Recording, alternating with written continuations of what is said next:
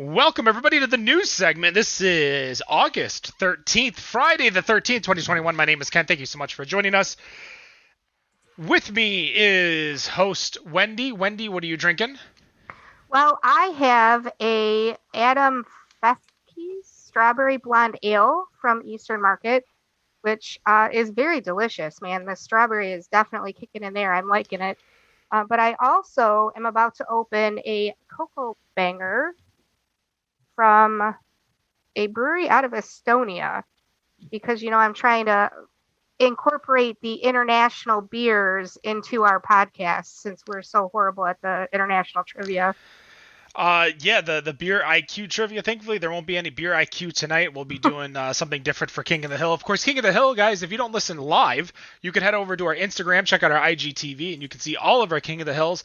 Find out who is really smart in the beer IQ game, which is a trivia game that I purchased from a random comic shop. I also have Music IQ behind me, which we were doing before. Co-host, special guest host, John from Aberrant Ales. How are you and what are you drinking? Man, I am doing very well. Thanks again for having me. And I'm drinking some beautiful Livingston County tap water in a beautiful glass somebody gave me. Aw. Yeah. I can. The glass actually shows the screen behind you too. Oh, so does it? That was pretty funny. Oh, maybe just for you. I see it fine. I don't know. It says better on draft. It's a beautiful glass. That's why we like beer, better on draft. Speaking of draft, in my kegerator is the Vanilla Java Porter, the coffee porter from North Center Brewing over in Northville, Michigan, one of our sponsors. In my nice little boot glass, because that's just how I roll. It makes things a lot easier. I don't have to make multiple trips. You could fit more in one glass. It was crazy. But before we start the news, we're dealing with a power outage here in Michigan, which is why half the people can't make it. And Dan is dealing with his kids, probably dealing on TikTok, trying to figure out what TikTok trends are going on right now. So we'll have to talk to him next week as his daughters are telling him which TikTok trends are going on. But we're dealing with this power outage, so we went to McShane's over in Ypsi. They are a straight bar now. No food, no nothing, just pure booze, wall-to-wall people. I was like, on a 6 o'clock on a Thursday. I'm like, okay. I was all excited because there was tables available. So I'm like, oh, we can get some food. And it said no kitchen. And of course, I see two guys in the front smoking a cigar. He's like, this is our favorite place now because we can smoke a cigar here since there's no food. And I'm like, damn it. We went to Arbor Brewing over in Ypsi. Parking full on the street, parking in both parking lots filled. They still had tables open, but we couldn't find a parking spot.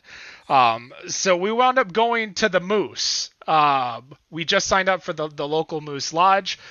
So we're going to be members there. And that place was still packed. But I saw something that I hadn't seen in years. And I want to know the last time you guys purchased a pitcher of beer. When was the last time you purchased a pitcher of beer? Man, I'll jump in for that one. So I used to run a restaurant in Grand Rapids, and we would get out, and we closed early, and we go to the bar next door, and it was a Boston's. I think those are still around, right? Boston's pizza pub places. And they used to do a team pitcher, which was a full gallon pitcher. But that was, 2006. So it's been some time. I was going to say, that's about 15 years. What about you, Wendy? Well, it was a few years ago. We were face painting at a horse show at Michigan State, and there was a bar that was within walking distance of our hotel, and I can't remember the name of the bar. It's been a few years, and we had a lot of pitchers. Christmas Town Ale from Frankenmuth was on special. Aww. And we were drinking pitchers at a time of it. Singing "Oh Christmas Tree" the whole time. So that was the last time I think I had a pitcher of beer. So it's a shame Nick isn't here because I used to bowl with Nick at 5 Star Lanes in Sterling Heights. And between 4 of us, we would drink 11 pitchers of beer per night. And we would just each order one. Nick was a slow drinker. He's a little guy. But we would all drink nearly a pitcher a game. Now, Again, I was in my early 20s. So one, I was probably drinking a lot more than I should. Two, I probably shouldn't have drove all the times that I did. But it was a bad time to be drinking pitchers. But it was just crazy because I had completely forgot about it, because I can't tell you how many times I had gone to, say, like City Club, and that's what you would do is you'd grab a $5 pitcher of Budweiser, you'd go to the dance floor. But now I'm like, I couldn't even think of the last time when I saw that pitcher, and I've been racking my brain for a day. I could not think of the last time I actually bought a pitcher of beer, and usually when I buy a pitcher of beer, it was for myself. So maybe, because even now, most of the time you buy buckets of beer. People don't sell pitchers. They've kind of strayed away from pitchers of beer because you can make more money on buckets anyways. I don't know if I've seen a bucket sooner than I've seen a pitcher at my table. I mean, I go bowling every Wednesday, so I see buckets of beer even at 4 or 5 o'clock in the evening, or early afternoon, evening. Even when the bar's closed and it's the guy who runs the front counter that's got to go serve you at the bar, and he has to unlock the bar to get in to serve you, to then lock the bar and leave, because there's no bartender at that time, but they ain't turning down the sale. But as always with this segment, here is Robear with the beer news.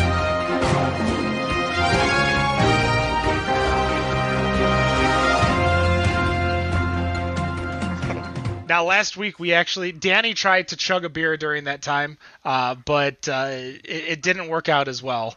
But it is Robear with the beer news. There is no Robear, so it's me with the beer news. Thank you once again, John, Aberrant Ales. Go visit Aberrant Ales. Check them out in Howell. I had the poutine there on Saturday, and I had a slider. I'm not going to lie, and I'm just going to be Front Street. Amazing food, a bit pricey, so it is a treat as opposed to a commonality for me to go there now to eat. But that amber ale, chef's kiss. I loved it. I had one. I took a sip, and I was like, I'm going to need to drink at least half of this now so that I know I can have another one, because we wanted to support a local industry, so we went to the Howell Theater to go see a movie, The Green Knight, which is like a medieval movie. One of the worst movies I've ever seen. I don't know. Have you seen the original with Sean Connery? There's an original of that movie? Yeah, it's a remake of a Sean Connery film. Oh my God. I need to download it now, because so my girlfriend... It's just as bad, I promise. My girlfriend took me to see that movie. She wanted to see it, which is fine. She went and saw Fast 9 with me, so I'll go do whatever she wants, because she did that for me. But we also saw Swarm, I think is the name of it. It's a Netflix horror movie about locusts. We haven't finished it yet. It got a little, not gory, but a little dark at the end. So we needed to take a break, but we'll finish it soon. But now that I know that it's a remake, I'm scared. But the first news segment I want to bring up, something happy, something fun. Goose Island. Every year, Bourbon County comes out and they come out with a list of variants. So the regular Goose Island barrels is going to have Heaven Hill, Wild Turkey, and Buffalo Trace. And then the variants is going to be Cherrywood, Old Forester 150, Blanton's, a 2014 Proprietor with different adjuncts, and then a Coca Cola Stout. I wasn't expecting Coca-Cola. Obviously, Coca-Cola doesn't have any ties to Chicago itself. But I kind of want to get your take. Last year, we were able to interview Greg Hall over at Virtue Cider, the inventor of the Bourbon County or barrel-aged stout, let alone Bourbon County. Are you guys hype every year for the Goose Island release? Is this something that just kind of happens? And I'll start with Wendy. I was for years. I mean, I never actually went and stood in line for it or anything. If I could get it, I was happy to. I have a little vertical going in my cellar. I will be honest though that since we interviewed Goose Island, I am much more interested. I thought they were fascinating. It was amazing to talk to them. And it kind of opens your eyes a little bit to what happens when big beer takes over. Or what could happen. Yeah, so and especially with Greg Hall, if you've ever read the book about it, there is a lot of he said, she said, and a lot of people who do not appreciate the book, both pro and anti AB. But that's episode 243. We had Mike Smith, not Mike Hall, Mike Smith of Goose Island. He currently runs the Bourbon County brand as the marketing. So go check out that interview. It's a great interview. What about you, John? Are you a Bourbon County? Are you a truck chaser on a Friday, Black Friday? Well, I have to say I'm not. I enjoy it, and I had luckily my place in the industry. I know plenty of people who are very happy to share. And but when that was first coming out, I mean, I grew up in northern Michigan. None of it made it up there, and I wasn't driving 5 hours to look for it. And then really, since it became super popular, I've been in the beer industry. So if I ran into it, sure, I wasn't opposed to buying it, but I wasn't chasing it. You and I have had this talk at festivals offline before. I don't sell it. I don't buy into it. I don't do it. I did in the very early days, and I just realized that at least half the beers tasted worse than they did when they were fresh. So what was I spending that money and putting them down there, and then they weren't better? And so it just started making me angry. So I just started drinking things fresh. So nope, not a chaser, but I do enjoy the Bourbon County. I think it's a world-class beer, always has been, and hopefully always will be. I feel every Black Friday, and this year, 2021, is going to be the seventh Black Friday that we've been doing this show. We always talk about truck chasers and the releases. Now, you were working for a brewery that always had a yearly release. We actually celebrated that release last year with you in 2020, and that's Dragon Tracks. Is there for you a release that you like to go after? Then you make sure you get every year, and not because you have friends and the friends will always have it no matter what, but what's something you personally want to make sure you get every year? So I don't know. There was a long time that I had to make sure that I had a case of Great Lakes Christmas. That's what I had to have. I had to make sure I got it. So the big bourbon beers, I just was never that guy. I think I was blessed to work at Witch's Hat and have a very large selection of them at my hands. But it was that. It was the Great Lakes Christmas Ale. I had to have it when it came out because it comes out short window and then gone. And that's still like just a holiday. It means Christmas to me, man. Well, Thanksgiving, really, right? When it comes out, that's probably more that I would chase than a bourbon rare beer. What about you, Wendy? I have a couple. I am a huge fan of No Rules. I just think it's a fantastic beer. I love to drink it all year long. So I do tend to buy as much as I can afford at the time. Well, that's not true. I try to limit myself to less than I can actually afford. But outside of Michigan, it would be Mad Elf. And I watch for it to be released, and I will probably make a couple of trips to Toledo to pick some up, just because that's the closest place we can get it here. And to me, man, I just love that beer. What I love about No Rules is one of the things that came out during the toxic days of DACB and these beer groups is the guy who would go to Perrin and bring a U-Haul on No Rules Day and literally mule back for everyone the beers, and it was he sold it at cost, or he may have rounded up to the dollar just so he could pay for the U-Haul and the gas and stuff. That's what's an extra 60 cents for this guy to deliver beer to you per bottle. That's nothing. And I think that was always one of the fun things to see, is because he worked with Perrin and Perrin worked with him. So when it was his turn in line, he had his order. But we went to Perrin No Rules Day in 2019.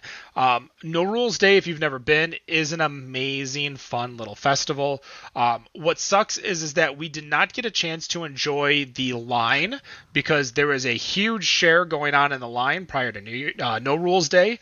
We were talking to Connor and I think it's Connor and John, I believe, for the show, because we got their little birthday area. If you've ever been to Perrin, they have like an upstairs extra table and little lounge area for private events.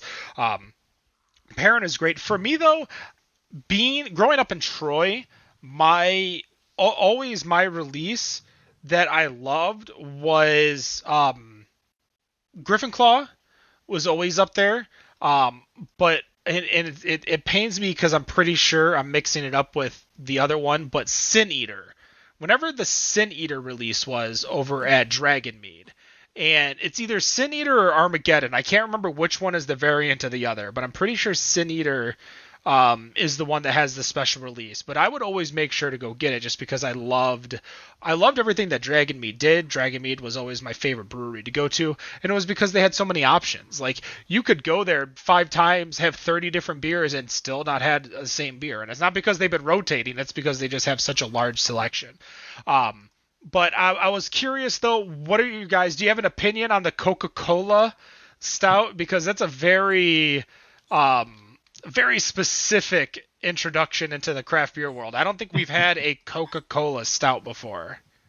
Well, I'm not sure I'm allowed to talk about that. One of my very good friends is a bigwig at Pepsi, and I think he'd be upset. But I'm looking forward to it. I really want to try it. Oh, I thought you were saying like there was a big fallout and Pepsi was going to do this, but Pepsi backed out and Coca-Cola. No. He doesn't want to talk about what Pepsi's doing with the alcohol industry right now. So with the hard Mountain Dew Seltzers. Oh, well, trust me, that's next on the list. We're gonna get to that. Yeah, we're getting to that. What about you, Wendy? Are you curious about it? I am definitely curious about it. I'm no offense to your friend, but I'm a Coke fan. So don't take that the wrong way. I'm a Coca-Cola fan. So yeah, I'm excited to see what they do with it. I find that over the years, Goose Island has done some interesting things, so I'm interested to see what they do. Well, John, you brought it up. The Boston Beer Co. and PepsiCo are creating Hard Mountain Dew. This is going to be a 5% ABV. You can either get it in a tall boy 24-ounce can or 12 packs of 12-ounce cans. There is regular Mountain Dew, black cherry, and watermelon. So I believe that those are the only 3 options that you're going to be able to get. This is a seltzer, so obviously, and the big thing here is 0 sugar. Are you guys interested in this? Is this an option that I love trying seltzers, so obviously I'm going to try it. I loved Mountain Dew. I wish there was a Baja Blast. So I was going to say they screwed up not doing Code Red and Baja Blast. Well, I think Code Red is black cherry. Is it? Yeah. And I think watermelon is the live wire, the Mountain Dew live wire. Baja Blast. That's the one. There is no Baja Blast. It's the only soda I'll still drink. Yeah, that's definitely one of the very few sodas with sugar that I'll still drink. But I did find a Baja Blast Zero, which is a sugar-free Baja Blast, and it was pretty good. I saw it at Kroger. It was not at any store. I did not see it at a Speedway, which I would have kind of expected to see it at a Speedway just because they have that giant wall of different options. You know, there's 800 versions of Monster, but I can't get zero sugar Baja Blast. But yeah, 5% ABV seltzer. John, are you in the seltzer kick? Do you drink your seltzers other than your bubbly? Oh. Absolutely, man. So the wife and I did Weight Watchers a couple of years ago. And if you're familiar with the point system of Weight Watchers, you know, a 12-ounce Two-Hearted was 7 points, but a Truly was 3 points. So we just kind of started choking them down until it became like, yeah, okay, I like these. I like these a lot. I met with Thomas Payne from Two Guys over in Grand Rapids. He was like the first Michigan brewery that I know of that was making it regularly several years ago. And just like the money-making aspect of it just intrigued me as a salesperson. So I was in right from the beginning, man. I really was. And I will try those. I really will. What I'd really like to see is one of the Michigan breweries do the hard Faygo seltzers. Come on now, let's get to it. Right? Oh my gosh, that's smart.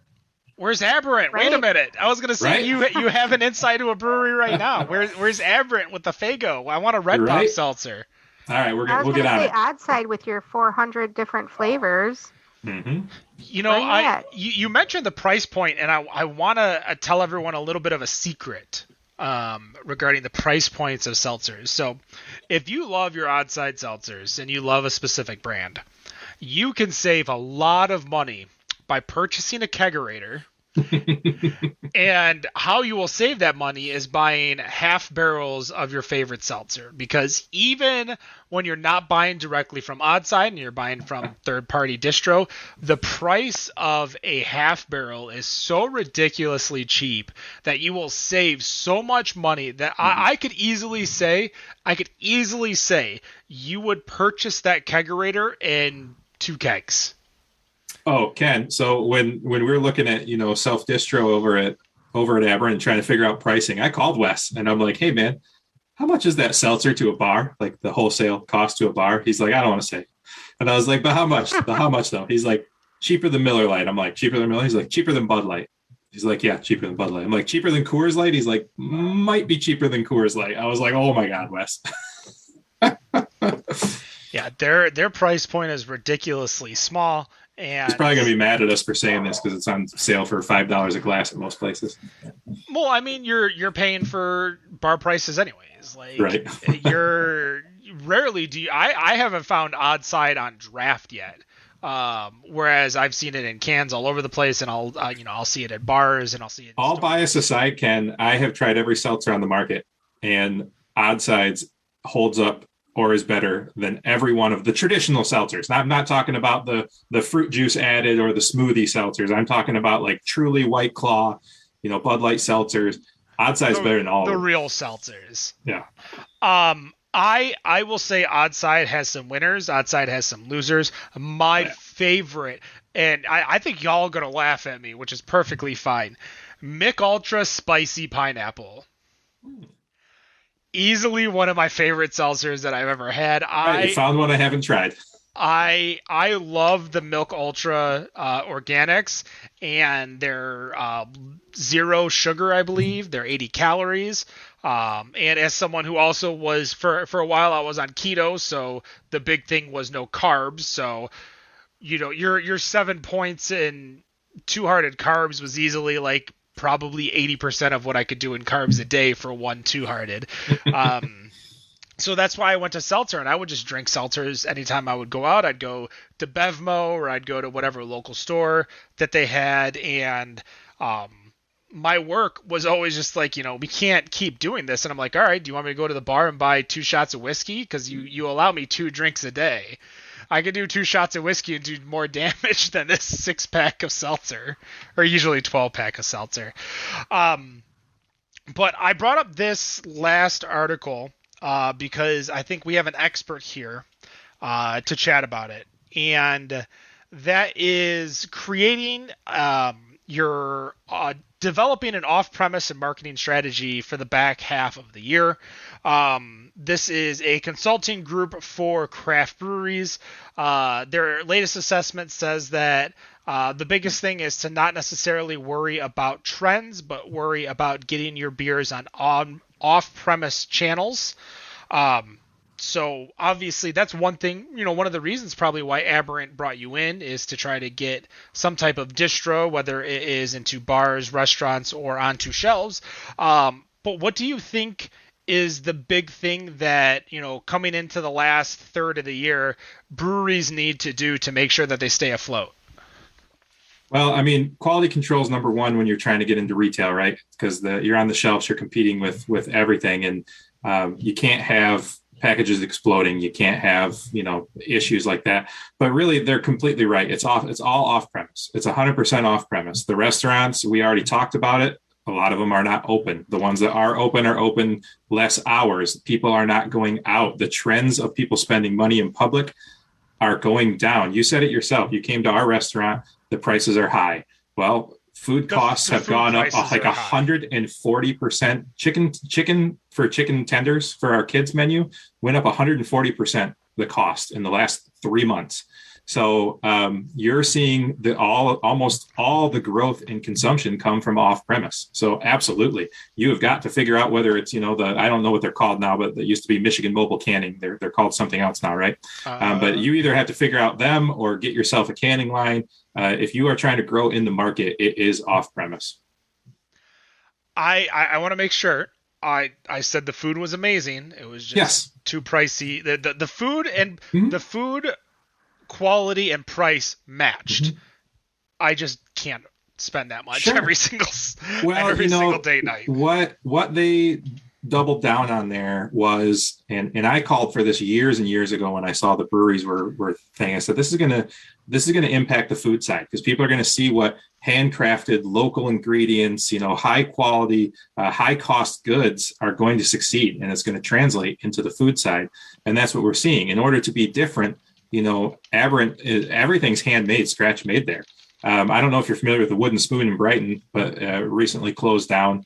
But their sous chef came over. It's one of the best, like, from scratch farm to table esque restaurants in Livingston County. We have their old chef, so he's at the place. He's brought in his old sous chef. So, like, just the quality on top of the cost of goods is going up. And this is a trend that's not going to go away in independent restaurants. Food costs have been artificially low for over a decade, and they're coming back. I mean, I think there's a lot of, we saw, well, first, the big thing, I keep, like, interrupting myself because I keep coming up with new thoughts. First, a lot of people had a lot of savings during the beginning of COVID. They weren't going out. They weren't spending. All that extra money was going into their pockets, so they were spending it later. Everyone, of course, was, instead of purchasing on-premise, they were purchasing off-premise. Therefore, they were taking beer home, whether it was carry-out. I think fighting for your shelf space is going to be key for a lot of these places. But I think, as you said, the issue with Witch's Hat is you had 700, it sounded like 700 accounts in 700 different cities.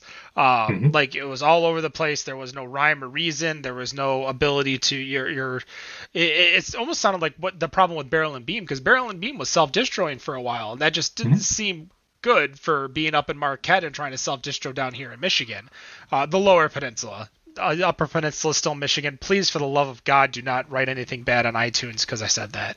I understand the Upper Peninsula is Michigan. I'm sorry. But what can these places do to help up their off-premise game now? Like, what can a brewery, like, let's go with Brewery Face On. Brewery Face On, very limited distribution. I've seen them on shelves, mainly just their Black is Beautiful, but they were carry out only. Like, if they want to enter into distro, what would you tell them right now? Oh man, it's funny because it's what I'm doing right now, right? It's trying to help a brewery enter into distro. It's a good time if you have a product that's not readily available. It's a good time if you can move into a space that your other local places can't do. Can grow a little bit quicker. Feet on the street help, because a lot of the breweries and a lot of the large breweries cut salespeople out of the area. So if you're walking indoors, but a group like that, can they get into Meijer or Kroger? No, they can't. Could they even get into like a Bush's Market chain? Probably not. So you absolutely can do. Michigan has a huge propensity, that's the wrong word, a proliferation of independent beer and wine stores, right? They're everywhere. Like, it's weird when I go to other states and I'm like, where's your party store? And they're like, what are you talking about? Like, what's a party store? Can I go do you get a hat there, a cake, or what? So there is a lot of great independent places, and it's really about social media and telling people when and where you're going to drop off beer. Look what Arvon did. Arvon created this whole, like, online thing where they're like, we're coming to Ann Arbor in 2 weeks. Put your orders in. We'll deliver them to your door. I love it. So, I mean, there's a lot of ways to go about it. It doesn't have to be in the large chains. It can be done. There's a lot of great independent places, but off premise is where it's at. The safety of on premise is gone, and I don't know when that will come back. I am a little worried about this winter season and some more issues in on premise. So that's just the pessimist in me. We saw Speciation and Ferdale Project Eastern Market doing the exact same thing, where they'd hit a city once a week or once every other week and say, hey, we're coming to the city. This is your delivery date. If you choose to order, this is the date it's going to be delivered, whether you like it or not. But I want to ask, just because I want to test your mental fortitude. you talk about all these stores, and there is a huge difference between going to, locally I got Nick's over on Michigan or Huron Valley and Huron River, which is a local party store. They sell beer and wine, no liquor and anything like that. It's a cottage and pizza. You can get craft beer there, but if you go to somewhere like Zatuna Liquor in Rochester Hills, you've got thousands of SKUs to battle, how do you set yourself aside in a store like that? Well, first of all, you grease Jack's palm. And no. No, we do not condone this. This did not happen. Just kidding. No, what you have to do in a place like that, I mean, honestly, these places, they're relationship places. I mean, Ashley Price is about to open his own place, but Holiday Market's a big spot. Even my buddy Eric, who just is trying to make his way with a Blue Front down in Ann Arbor. You've got people who know what they're doing, who talk to their guests. These are the places you want to be in when you're a small brewery just trying to test the waters. Going into a place that doesn't have somebody who's walking the aisles and helping people is not helpful. Your average just kind of liquor store on the corner, it's not going to do any good. Trying to get into Walgreens or Speedway where they're starting to actually sell craft beer for no apparent reason, isn't going to do you any good. So it's all relationships. It's 100% relationships. If you're a brewery trying to get into these, you have to meet these people. You have to get them to like your stuff. You have to care about their business. You have to care about what works for them. And you just have to be present and be there for them. It is 100% a relationship game. Jack's got the best, selection up in that area, hands down. But you're right. Everything is there. But every time I stop there, and I was just there actually 2 days ago, I see 3 or 4 reps in there every time I'm there. Doesn't matter what day, doesn't matter what time, we are always there. It's also not beer reps too. I've seen spirit reps, no. I've seen wine reps, I've seen distro reps. I see everybody. Like, you try to have a conversation. What's crazy is, one, love Jack. You can't get him to shut up, but to get him to shut up, someone else has to walk in, and that's your only time to be able to leave the conversation. Yeah. No, Jack's great, man. And actually, it was funny when I was there because, Kevin DeVries, who's now over at Blake's, he was there putting up an actual fake apple tree display. It was pretty entertaining. So. We love it. Blake's just opened up a brand new tasting room over in Almont, I believe. Yeah. So they're definitely expanding, and of course they grabbed Matt Wiles, who was the former head brewer of Atwater, went to Honolulu, and left Hawaii to come back to Michigan. He's a big guy. Come on, big guy. Hawaii's too hot and sweaty for him. When was the last time you saw him? I ran into him at the Brewers Conference in 2019, and he had lost a lot of weight. Oh, he has. Yeah.